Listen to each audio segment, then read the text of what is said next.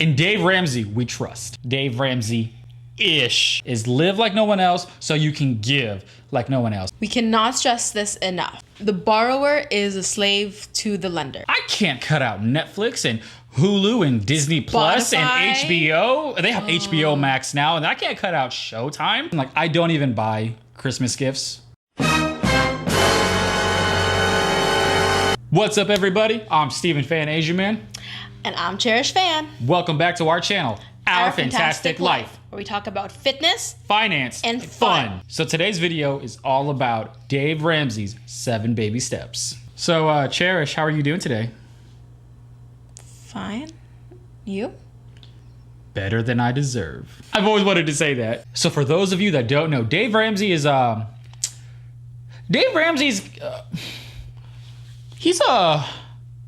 He's like a financial advisor. Yeah, he's not a guru or anything. He's like a... He's really big, and I don't know what he does necessarily. He has his own radio show, own YouTube channel. He teaches you about finance. So Dave Ramsey has helped out millions of Americans get out of debt, and he's kind of helping us get out of debt as well. Kinda, sorta. Dave Ramsey has 7 baby steps, and a lot of those we're gonna tweak just a wee bit. So we're not gonna necessarily follow his plan. Well, essentially we're following his plan to the T, but there's just some things we're gonna kind of do a little bit differently. Make our own. Yeah, exactly. I watch Dave Ramsey every single day, and he absolutely hates when people say Dave Ramsey-ish. But that's exactly what we're doing. We're doing Dave Ramsey's method. Ish. So we're gonna go straight into the video, but really quickly, before we just dive right in, I'm just gonna say something. I am a terrible, very terrible husband. Are you eating? The reason why I'm a terrible husband is because we said it on our first finance video, is that we started in March of 2019. Our debt repayment started in March of 2019. Yep. And so February... Been more than a year. Yes, it's been more than a year. We had to sit down, we talked, we planned, we did everything. However, I failed to mention that we were using Dave Ramsey's baby steps. Yeah, he came up to me and he was like, hey, you know, it's a good idea to save $1,000 in the emergency fund. I'm like, well, yeah, that seems like a good idea. And he's like, you know, we should also pay, like our debts first. I'm like, yeah, that sounds like a good idea too. I mean, we have a lot of debt. We should probably pay that off first. Yeah, I assumed she figured it out, or she knew, because I played Dave Ramsey's videos in the car every single day. Yeah, but it's not like I listen to Dave Ramsey. I don't even know like the 7 baby steps that he does. Whenever like we listen to him and people are on his show, they're like, oh, I'm on baby step number 2. I'm on baby step number 3, whatever. Do I know what the baby steps are? Well, you go know now. Okay. So in this video, we're going to talk about each baby step. You're going to get a perspective from someone that doesn't really listen to Dave Ramsey. You're going to get it from my perspective, because I listen to Dave Ramsey every single day. Yeah. And then you're also going to get a perspective of what we're doing different, if we're doing anything different at all for that step. Right. So now let's dive in. So baby step number 1 is to save $1,000. That makes a lot of sense. It's a starter emergency fund. And that's a key word in all of his videos, that it's a starter. It's supposed to start your debt-free journey. You know, life happens. You can have a tire blowout, car troubles. Especially now, like medical expenses, getting all these testings done. That's true. That's hospitalization. True. You never know. I mean, like I have moments where I cough and I go, oh no, this is the end. Okay, so you never know. You might have unexpected things come up. And again, if those of you that watch any of our previous videos, you know that I talk about the CNBC article all the time. Yeah. So 60% of Americans cannot come up with $1,000 for an emergency fund. So the good thing about baby step number 1 is that 60% of Americans already can't come up with $1,000. So for you to come up with $1,000, that is a major win on your part. So we talked about this a lot in our first video, talking about our debt-free journey for 2020. And we got down to our last $12, and that was at the low point of our marriage. The lowest point. And at the time, in the beginning of our marriage, saving up $1,000 was that just seemed asinine to me. Like I've never had that much money in my account, and for us to just save $1,000, I just couldn't fathom it. It was at the time way too much. I don't think we would have even been able to come up with anything, really. So now, saving $1,000 for us, and the income that we make, it's not a big deal. And I feel like it's at a point where maybe $1,000 is not enough. Right. Maybe like we could do like 3,000. So in the beginning of our marriage, when we got down to our last $12, we were able to have a sit down and kind of budget and kind of talk things over. And then we did end up getting $1,000. That was even before we knew about Dave Ramsey's method. So if we could do it in the beginning of our marriage, making pretty essentially minimum wage, I'm pretty sure anybody could do it as well. So my thoughts though on the first baby step is that I think it's really good. If you came up with $1,000 right now, again, you're the top 40th percentile of all Americans, and that is a huge win. Yeah, to me, $1,000 is not enough. And again, I listen to Dave Ramsey every single day. It is not supposed to make you feel comfortable. It is supposed to make you feel uncomfortable. Yeah. Because the more you pay down your debt, the faster you get out of debt. In my opinion as well, it's really easy for us as humans to make excuses. I remember in the beginning, I mean, it's just $1,000, that's not enough.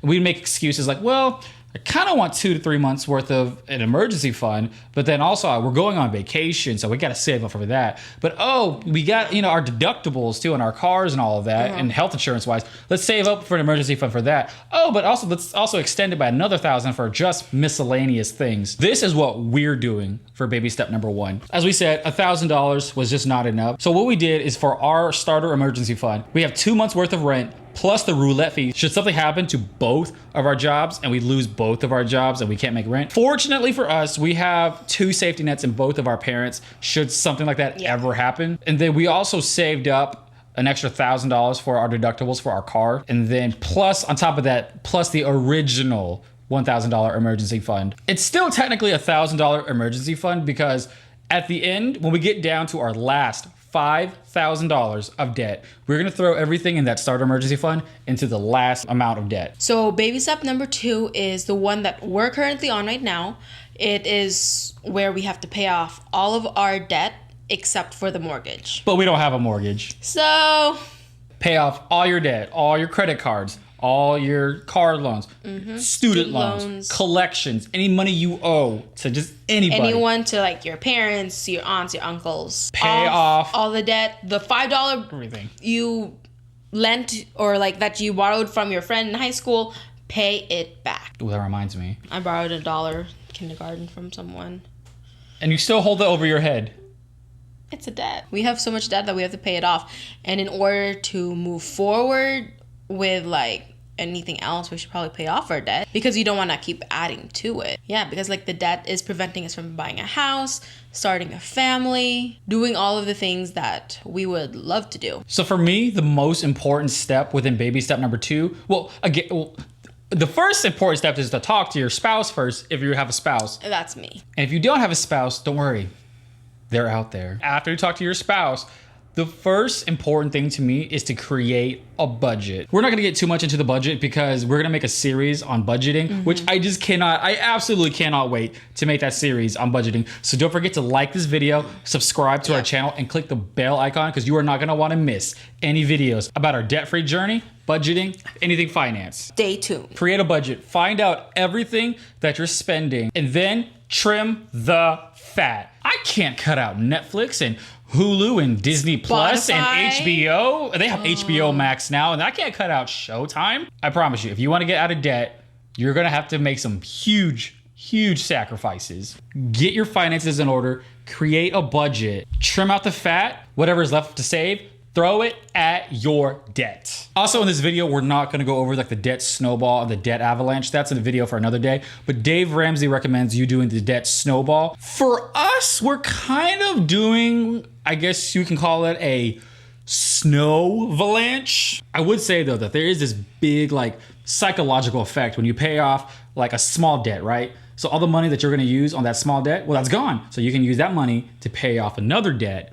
Oh, but then that debt's gone. So all the money you're using for both debts can go towards the third smallest debt, and then so forth and so forth. And I gotta admit, there is a big psychological effect when you're doing this debt snowball. However, though, in our situation, due to the CARES Act and student loans, there's a bit of confusion. I can't get into too much detail, but all I can say is that there's some confusion with the CARES Act and student loans. And so my student loans right now are not accruing interest, but also it's not accruing interest for a lot longer than I anticipated. Yeah, there's so much going on that I just cannot wait to talk about for future videos. But yes, like we said on our first video, we were $100,000 in debt. Now we are down to $50,000 in debt. So baby step number 3 is the step I absolutely cannot wait to do, because that means that by that point, we are debt free, which is in about 18 months. Baby step number 3 is to save up 3 to 6 months. That 3 to 6 months of emergency fund would have been so helpful,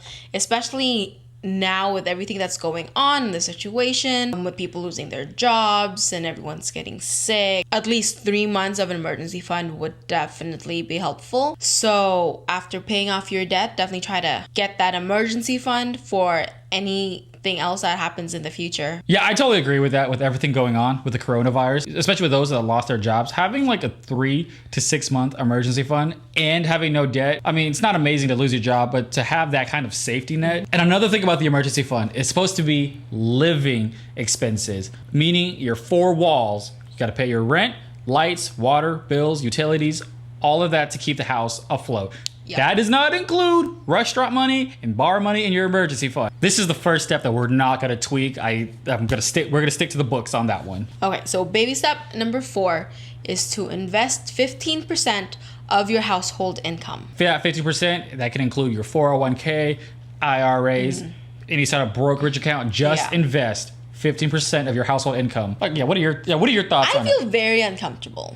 What? I mean, no, just because like I want to start as soon as possible with like putting into my 401k and to, start setting up for retirement, because I feel like that's what we're programmed to do. Like, we have to work hard, we have to save, and we have to invest in retirement, because when we retire, we won't have any money. Exactly. And that's important. We can't just live off of Social Security. Exactly. So the fact that that's step number 4, and we still have to go through however many months, however many years before that happens, makes me a little anxious, I guess. I can understand.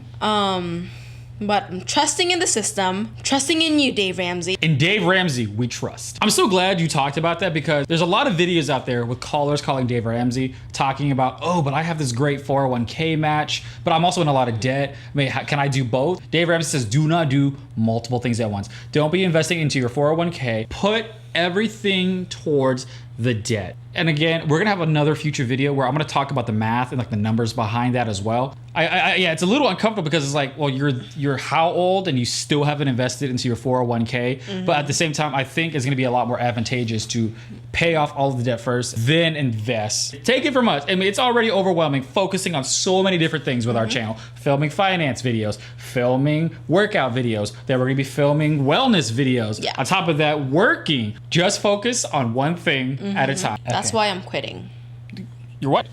Just kidding. So baby step number 5 is to save up for your kids' college fund. I literally just graduated about a month ago, so I completely understand saving up for our kids' college. If you're not planning on having kids, if you can have kids, pay it forward and pay for like maybe your niece's college, nephews. Or pay for just anybody else's college for that matter, because I believe college can change your life. I'm not going to get into the specifics of was college worth it or not. However, though, I believe paying for our children's college and have them not worry about debt like the way we did, I think that can go a long way. When you have kids, you want them to live better than you did. Again, I talked about it in our first video. I racked up $50,000 in debt. I mean, had I not racked up the $50,000 in debt, we would be debt free and investing right now. But that's not the case. And that's nobody's fault but my own. So for me, I would love to be able to pay for our kids' college, so that way in the future they don't have to worry. The 6th step is to pay off your home early. So what we were talking about in step number 2, you pay off all of your debt except for your home. Now you can pay off your home, your mortgage. I really can't wait for us to get a house. Yes. So I just want y'all to imagine this scenario real quick. What would you do if you didn't have to pay rent, mortgage, or any other sort of debt, credit card bills, auto loans, student loans, any sort of thing? Imagine the amount of money that you keep for yourself. For you to keep all that money and then to invest, you are going to have so much money. We cannot stress this enough. The borrower is a slave to the lender. Whenever you have income and you have debt, you are essentially giving money to somebody else instead of keeping it for yourself. So I really like steps 2 and 6 because that way we will never ever be slaves to the lenders. I mean, we don't have a house, so we're not technically slaves to. We're not slaves yet to a mortgage company, but we will be most likely. Actually, you know what? Because of Dave, I promise you this: we will not be slaves to the lender. I don't know what the future is going to hold, but because of Dave Ramsey's methods and stuff like that, I don't even know if I want to even take out like a loan for our home.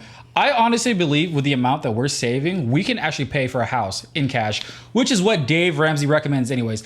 A lot of people might not agree with that, but at least for our primary home, I totally agree. I am not taking out a loan for our home. If we have the ability to pay outright in cash, we will do it. Also, we made a previous video on this as well. From this day forth, when we started our debt-free journey, nobody is ever going to make money off of us like that ever again. Well, once we pay off the debt. Yeah, once we pay it all off, yeah. The very last baby step is to give. My favorite line that Dave Ramsey says is live like no one else so you can give like no one else. Most people that I know are in debt. So to me, like that's just a way of life to be in debt. But see, for us we've been made fun of plenty of times about our debt-free journey. And people think that we're wasting our time and our lives by sacrificing 2 years of our life so we can be debt-free. And that's everybody's mindset. And honestly, don't have that mindset. We want to live like no one else so we can give like no one else. I will admit something that I'm not a very giving person. Like I don't even buy Christmas gifts. Yeah, our debt has kind of like weighed so heavily on us that I don't tend to spend my money on gifts and stuff like that. But once we are debt free, I want all of that to change. I want to be able to be a giving person, not just in terms of Christmas presents, but also be able to donate our money and help other people. Yeah, to like give back to the churches, give back to charities, organizations. So there you have it. That is all of our thoughts on Dave Ramsey's baby steps. The 7 baby steps. So I hope y'all learned a lot about Dave Ramsey's baby steps. I hope some of y'all that are in debt or thinking about paying off your debt use his methods as well. Join us. We can do this together. It's hard. It's not going to be easy. The payoff will be real. So if you haven't already, smash the like button, subscribe to our channel, and hit the bell icon. Because again, you are not going to want to miss any future videos from our debt-free journey. Yeah. And if you want to leave a comment, please leave a comment. Tell us your thoughts. On Dave Ramsey as well. On David Ramsey. Leave your thoughts on like Dave Ramsey. If you have any questions, if you want to speak on your own experiences, let us know. We would love to hear them. I hope y'all use his 7 baby steps in order to have a fantastic life. Pound it!